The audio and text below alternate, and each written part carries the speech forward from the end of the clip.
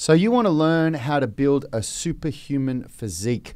Well, the first step to getting there is understanding where you are on that journey and being very, very clear on what the priority and your focus should be with your time spent in and out of the gym. We are the gym that teaches people how to move instead of just exercise, because we believe that health is about performance, not just body image. In a sec, when Richie says. What's up, everybody? My name is Yanni Burmeister, if we haven't met before, and I'm joined by my brother Rad Burmeister. Richie is behind the control panel. Together we are Unity Gym and the UMS. We are going deep today. We're going deep this week. I'm very excited about what we're talking about this week. We launched a brand new 28-day intensive this week in the gym, which is our flagship program. It's essentially putting your mouth onto a fire hose and turning it on and taking a drink with our UMS program. But it's the way that we really onboard people or educate people who can't train in our facilities or online, which there's really no excuse for anymore now that we have the online program. But we kicked off with our what we call fast growth workshop, and Rad was thrown under the deep end on the weekend and delivered the content all on his own, which he did a very good job of, because we were only allowed to have a small group of people because of the COVID restrictions and everyone's sort of sitting together. It's very hard to have 4 square meters for each person when you're trying to watch one screen presentation. So, but out of the group, it obviously was very well received, because out of the group, every single one of them joined the 28-day intensive. So it's a testament to the content and Rad's amazing last-minute ability to present the content. I'm holding in my hand here, you can, for those of you on the podcast, you can't see this, but for those of you watching the video stream on YouTube or on our UMS Movement Mastermind group, this is the workbook. I'm actually red penning it right now one last time based on Rad's feedback. This is the workbook we gave out to everyone who did the course. Yeah, Rad, how'd you go? How'd it feel? Oh, it was awesome. I mean, it's, you know, Yanni and I are obsessed with progress, and progress in every area of our life. And so, I'm never, well, both of us are never we never look at something and go, that's it, we're done. You know, there's always a way that you can improve things. And one of the biggest areas of improvement for us has always been our member experience. And, you know, we always ask ourselves the question, why do the three of us, Richard, Yanni and me, get so much better results with our training than most people do? And how can we help other people to get there? And this health hierarchy of needs is something that was just a massive light globe moment for us recently. And it when I presented it in that 28-day intensive and I saw these people nodding, and like you could see people having these aha moments, and people coming up to me afterwards saying how enlightening it was, it just makes sense, you know, it really makes sense. So it was really good. It was great doing it. It was great meeting a whole bunch of new people, you know, and seeing how excited they are to get, you know, started on their journey, and having them in the gym this morning. Yeah, it was awesome. It's a really good day. Yeah. Yeah, it's exciting, because really what the health hierarchy does is, and this has stemmed from us sitting down doing a lot of thinking, and you know, in all of the different presentations that we've done in the past, it's really us just standing and speaking to people and presenting to people. The difference this time was, which I was really, really excited about, was that we turned it around and we really got people thinking, you know, and that is the purpose of that fast growth workshop, is to get people to grow fast, to have a really big, revolutionary, holy crap, this is, you know, what's going to unlock my true potential. And that's what the entire workshop's about. It's about helping people unlock their full potential very, very quickly. And you know, it comes from us sitting down and looking at, you know, what got us where we are and what the most important first steps were. And the reality is, and a lot of people have said this before. I've heard Ido Portal say it. I've heard a lot of great coaches say it. Most people try to reverse engineer their body. Most people dive straight into the two things that we've identified to be the very last. And quite frankly, they're not two things that you really plan to build. I don't believe, and I'll tell you why in a sec, because a lot of bodybuilders will completely disagree with me, or physique models, because the last two things on the health hierarchy are, and we've spoken about this a lot already to this group, they are mastery, movement mastery, and then below that, number 4 on the hierarchy is physique. And of course, obviously, 90%, 95% of the world set off from the very beginning to achieve high levels in either of those. That's it. They go to the gym to build a physique, or they go to the gym to become super strong, or they go to yoga to become super flexible, Or gymnastics. That's right, But I believe, and I'm pretty sure Rad will agree with me, that those two things come as you're definitely sure, as we've discussed this. They come as a side effect to getting the first 3 right, And I'll tell you why I think this is really important, because this is not something that Rad was able to share over the weekend because I wasn't there doing the workshop with him. I'm still suffering a little bit with my eye and being in quite a lot of pain when I'm under bright light. The reason why I don't believe you can successfully set off to achieve a superhuman physique from the get is because when your intentions are built around something like building a physique, you will, rightly so, to achieve greatness in anything, you've got to obsess over it, I believe, and I know Rad agrees with me on that. And when you become obsessive over your physique, you sacrifice things that are really important for longevity, like how your body performs and how your body feels. I know this for a fact because I did it myself and I watched many of my friends do it, and I have many friends who were professional bodybuilders at the highest level, and they agree with me that when you're in the pursuit of an obsessive over your physique, you sacrifice your health. And it's no different when you're in the pursuit of mastery initially. You talk to any professional athlete, and health is a secondary priority to performance.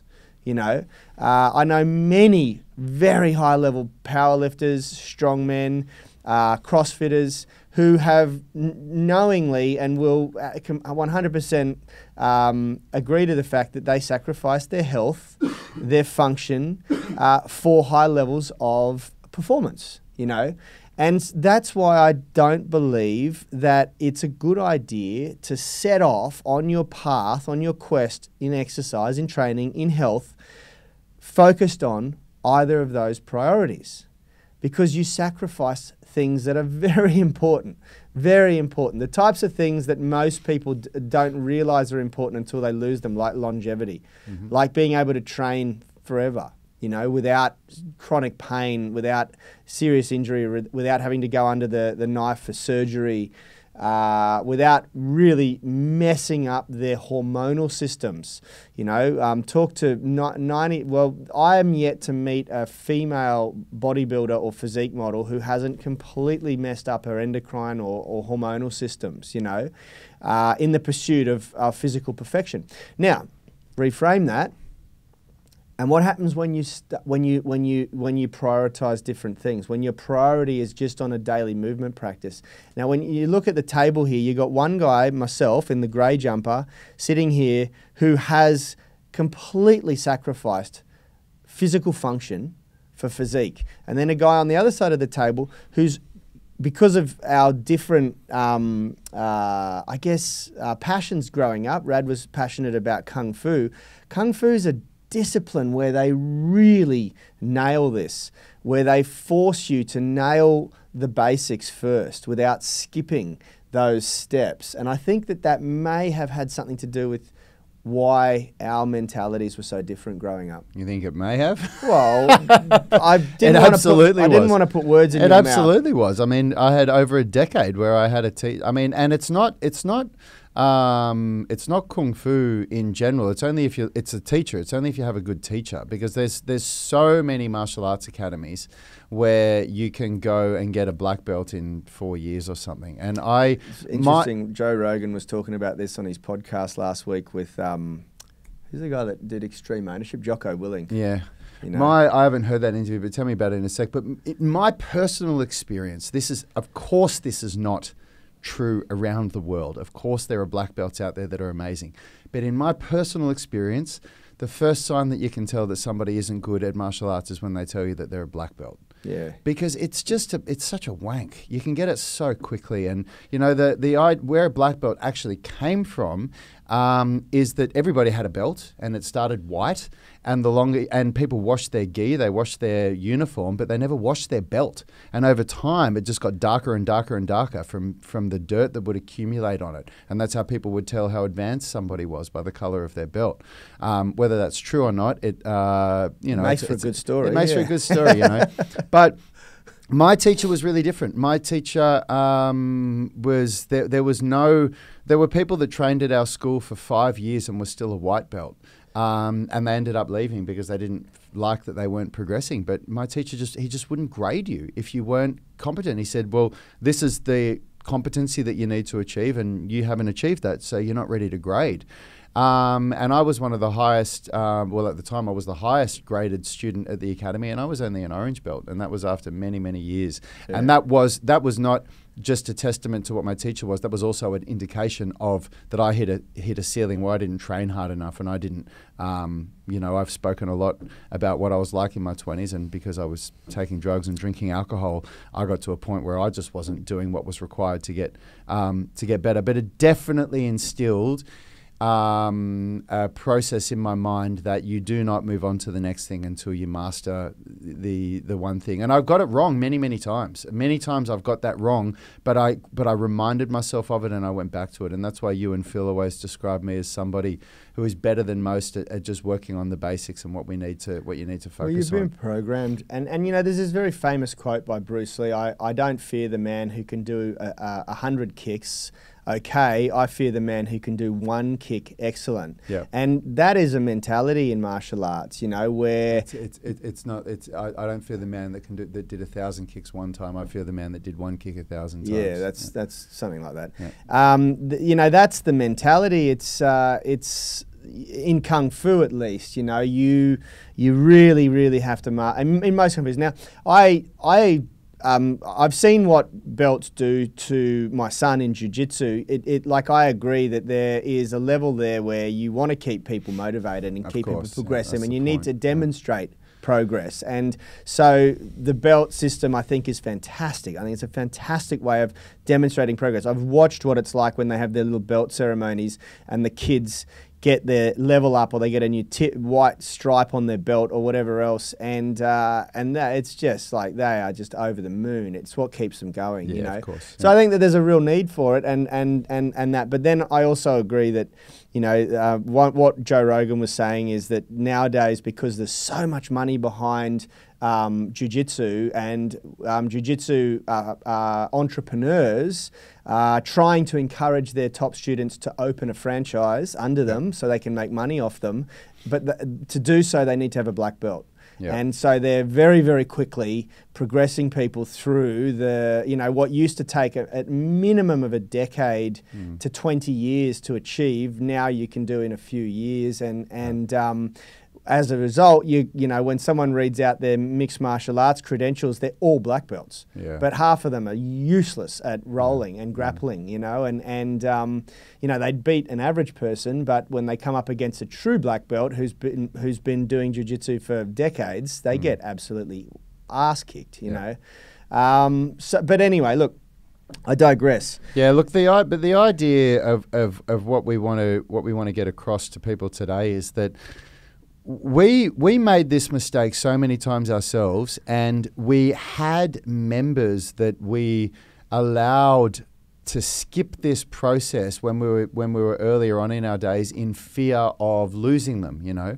And we saw it time and time again. Either we injured ourselves, or or our members injured ourselves. And in my experience, again, there's very few people that are at a very high level that haven't gone through this process where they go, and they injure themselves, and then they reflect on what they've done and realized that they've skipped certain steps in their training that they should have done, certain things that are going to lay a more solid foundation, and you end up going back and doing it again. Yeah. Working on things that if you had have worked on earlier, you wouldn't have injured yourself. And you end up having to build your program around all of the issues that you've got in your body. Yeah, that's right. That's right. What I have to do nowadays. Yep. I'm constantly rehabbing an issue and figuring out how to manage something and work around. Right now I'm figuring out how to manage a problem in my arm, and I've got my knee, like it's a constant process of just, oh God, if I had have started training with the end goal of physical performance and balance in my body, things would look very different. Things would look very different. But on like that said as well, I mean, we get people saying this to us all the time. I got people saying this at the workshop on the weekend. People say, I've never heard this stuff before. Nobody's ever told me that this is the way that you're meant to train. And when we were younger, nobody told us. We didn't. We had to figure this out for ourselves. Yeah. And we literally did, because... Well, I guess that's the benefit of having an accumulated 70 years of training or 60 years of training now. I mean the two people, and we're not saying that nobody does this, right? Now there's more and more people that are doing this kind of thing. But when we were younger as personal trainers, the two people that I can think of that were the first people that were really teaching us this stuff was Tony Battaji and Ian King, because Tony Battaji taught us. Charles Poliquin was really big on. But I didn't work with Charles Poliquin, so you did. So Charles Poliquin, Tony Battaji, and Ian King, and then for me, I've Ida Portal was an influence as well. Aaron McKenzie was somebody that helped teach us this, but the first part of structural balance that we really were taught was. From left to right side, symmetry. So the left and the right side of the body need to be balanced, and agonist to antagonist, so opposing muscle groups. So example of the bicep and the tricep, they need to be balanced, or the chest and the back, like that old one. But I think it was Ian King was probably the first person that said to us the concept of you need to be balanced between strength and flexibility. Yeah. And he was the first person that was a very, very highly renowned coach that you couldn't argue with his accomplishments, because he was the head strength coach for the Australian Olympic team, and his Olympians had won many, many, many gold medals. So when we were in that room with him and everybody said, can you teach us Olympic lifting? And he assessed us all and he said, you've all got to get more flexible. None of you are ready to do Olympic lifting yet. I think that was the difference with Ian King was that he really highlighted it and then said, this is a no-go scenario. Yep. Whereas Tony and Charles both had prereqs for mobility. They both used the overhead squat assessment. They both we did a lot of flexibility assessments for PICP and stuff like that. And with Tony. The thing is, neither of them had achieved a really high level of flexibility. So this is my theory. Okay? Neither of them, to my knowledge, had achieved a high level of flexibility. Therefore, they didn't understand what it actually does when you do. Yeah. It is so incredibly empowering to unlock the body's flexibility and now have a fully functional body that can sit in an arse to grass squat with 180 kilos on your back. And that's a rest position, Whereas Ian hadn't he? He was in his 70s when we worked with him, and he was more flexible than I was back then. And I was the most flexible in the room besides him. Yeah, and I think that makes a real big difference. Yep. It's one thing to say something, it's another thing to have felt it. Yep. I went through this experience, very quickly. I'll share a story. Recently with my eye, I had a very bad damage to my eye, and I had been to 2 different surgeons, and both of them did operations on my eye that were the most painful things you could ever possibly imagine, and neither of them had any respect for how painful it was. And I was like, look, it's one thing to know, in theory, this is the most painful thing that the human body can really endure before you kind of pass out. But then you don't prescribe any painkillers after the operation. Like, it's like, just go home and rest and keep your eyes closed. It's like, fucking hell, man, I almost died in the first 48 hours after the first operation. I literally was in that much pain. It made me cry. Like I was like a little kid again, Yeah. And that's just so funny, like to to know something in theory and to say, yes, this is right, you approach it very differently when you've achieved it or experienced it yourself. Yeah. You know? And that was the same with us, because we used to tell people to stretch all the time, but it was never something that we did ourselves. It was never something that we'd achieved ourselves. So we just told people to do it, but we didn't have it as a go, no-go thing. And now, because we've achieved a decent level of flexibility, we know what it feels like, and we know that it's not a nice to have, it's a must have. It's an essential. It's an essential. And it's funny because there's a notion out there among healthcare professionals that I've spoken to physios, friends of mine who are physiotherapists, you know, who believe that certain people can't get flexible. Yeah.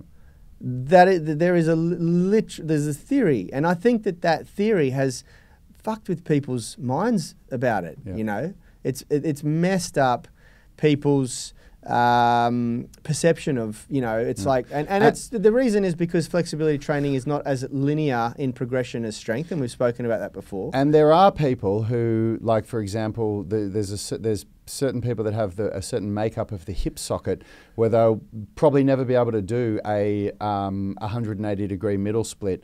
I mean, I've got FAI hip, and that really affects my hip extension. Like, it's very, very hard for me to make any progress with that.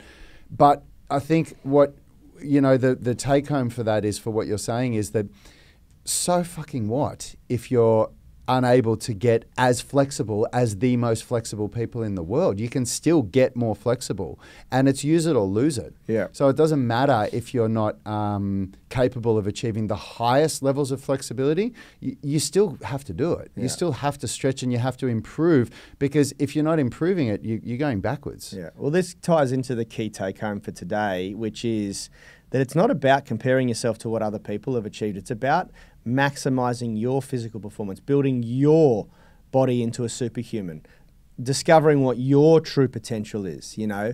And that is a very tough journey to go on, because we tend to, maybe even subconsciously, compare ourselves to other people constantly. And you know, when you see someone do something, you say, okay, that's my standard. That's my standard of excellence that I want to achieve. And you may not be able to achieve that because they may have a different shaped pelvis than you, or they may have slightly different genetics or whatever, different history, different injuries. And that's what we need to talk about. Now, what I want to do this week is share one person's experience with our foundations program. So can you bring up, was it Aiden? Yeah, Aiden. Yeah. Can you read it verbatim? Yeah. Because I think this is really, really important, because we have we're not hand picking at random people. We're picking people who had a very high competency in strength prior to starting our foundations program. And we no longer make it a prerequisite. We used to make it a prerequisite for people to move through the foundations program.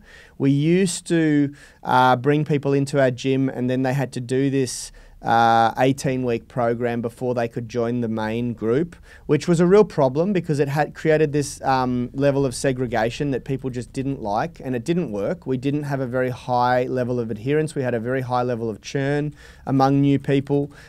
Unfortunately, the people who made it through that program are all our highest achievers in the gym, you know. So, Funny, you know, it would have works. been bloody great if we could have got that message across strong enough so people would just go, okay, I'm going to do this, I'm going to persevere with it. But in the online groups, we have a much higher level of adherence because it's much easier, because the online is it's kind of you versus you. You're going to your own gym or setting up your home gym or whatever. You're not coming into the class environment at Unity and going, why aren't I training with those guys over there who are doing the cool stuff, you know? So it doesn't create that level of segregation.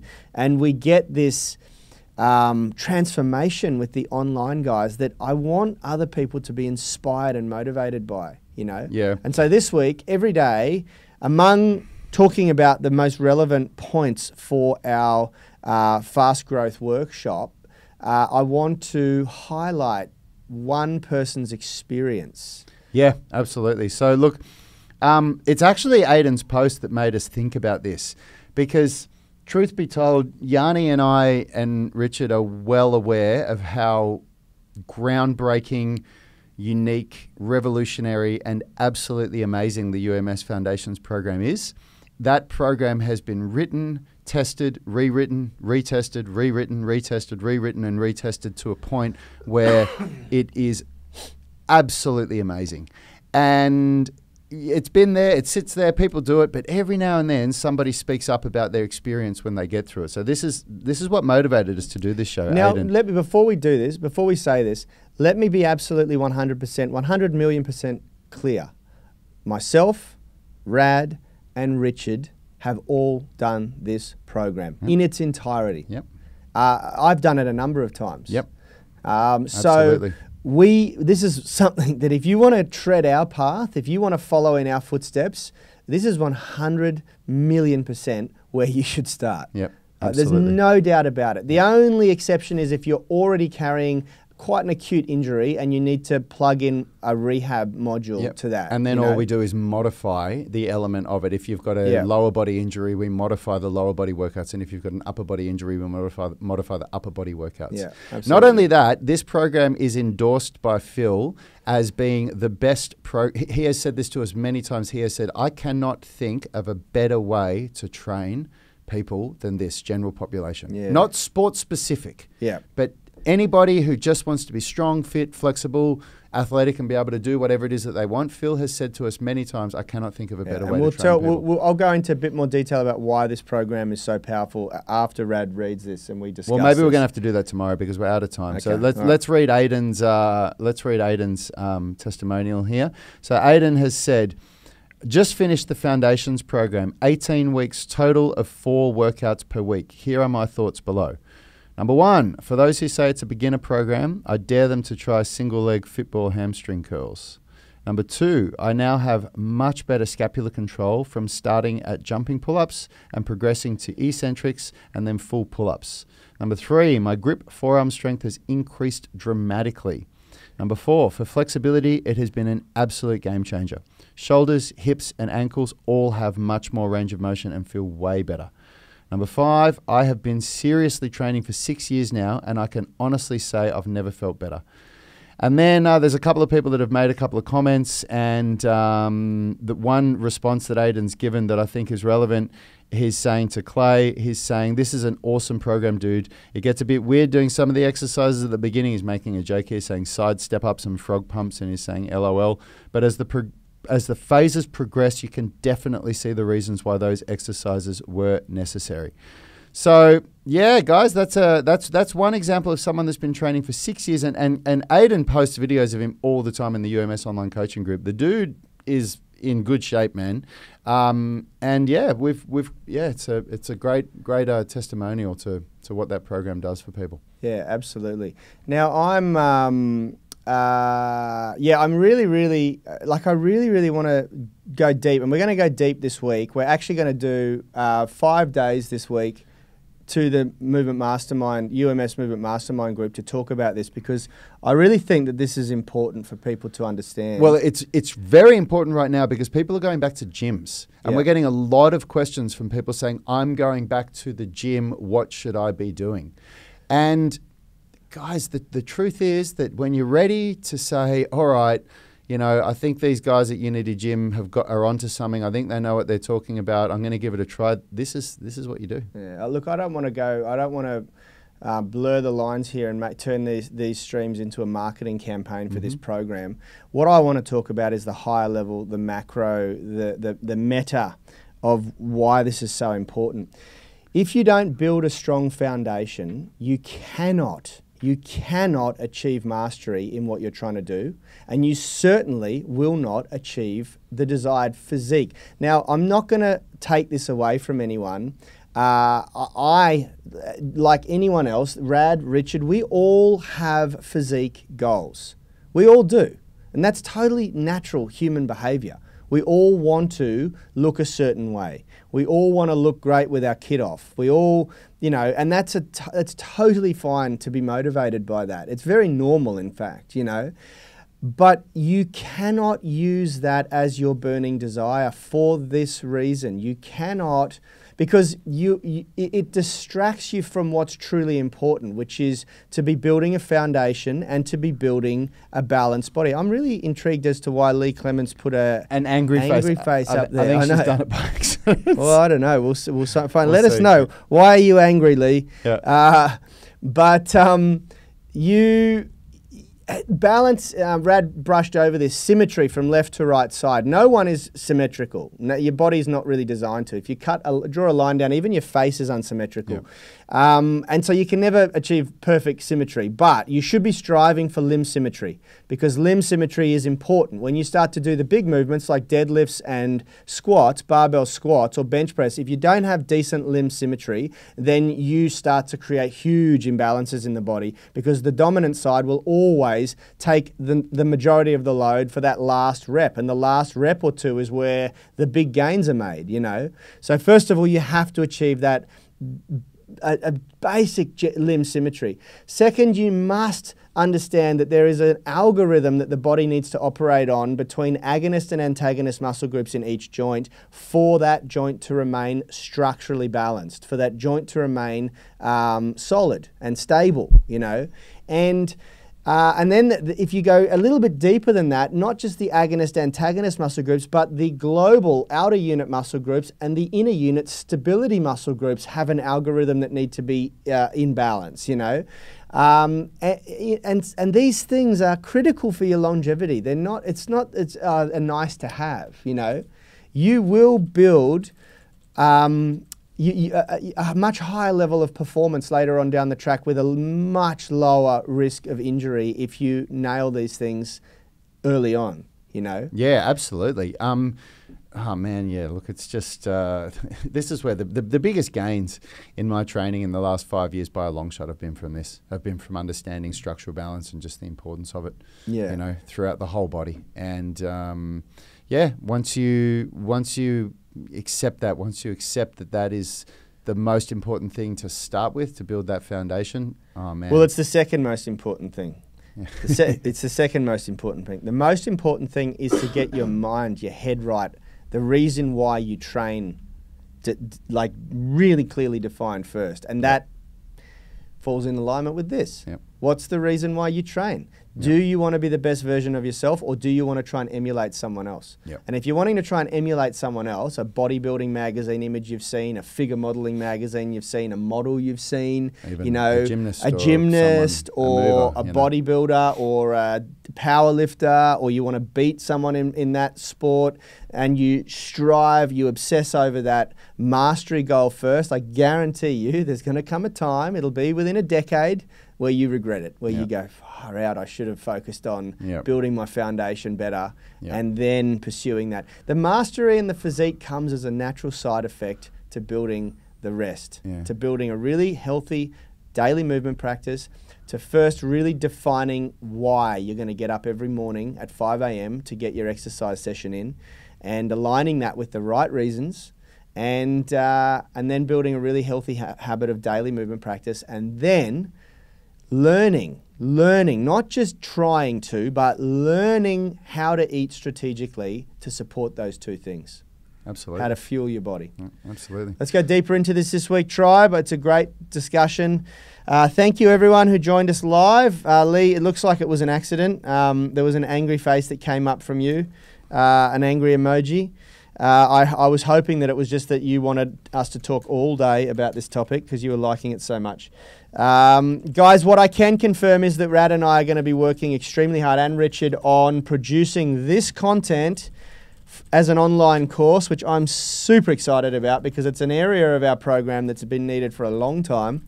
And yeah, that'll be rolling out in the next few months. And in the meantime, yeah, start thinking about what it is that you're trying to achieve and where the best point is to start for you. Yep. Good stuff, guys. We'll see you tomorrow for more awesomeness. Hey, thanks for watching that video. If you liked it, consider subscribing to our channel and make sure you click the notification bell so you know when our weekly videos are uploaded. Now, the best thing for you to do if you want to stay connected with us and get free online coaching is to join our private Facebook group. It's called the UMS Movement Mastermind, and we go live daily where we answer our members' questions. It's very interactive because you can post questions while we're live and we interact with you on the show. You can also upload videos or pictures of yourself with any movements, any stretches, strength training movements, calisthenics, weightlifting, anything that you're struggling with, and we'll critique you, give you feedback, let you know how you can get better. It's a really valuable resource. It allows a lot of communication with us and also our senior tribe members. You'll get answers very, very quickly, and it's absolutely free. So jump on Facebook, search for UMS Movement Mastermind and join now. Until next time, have a great day.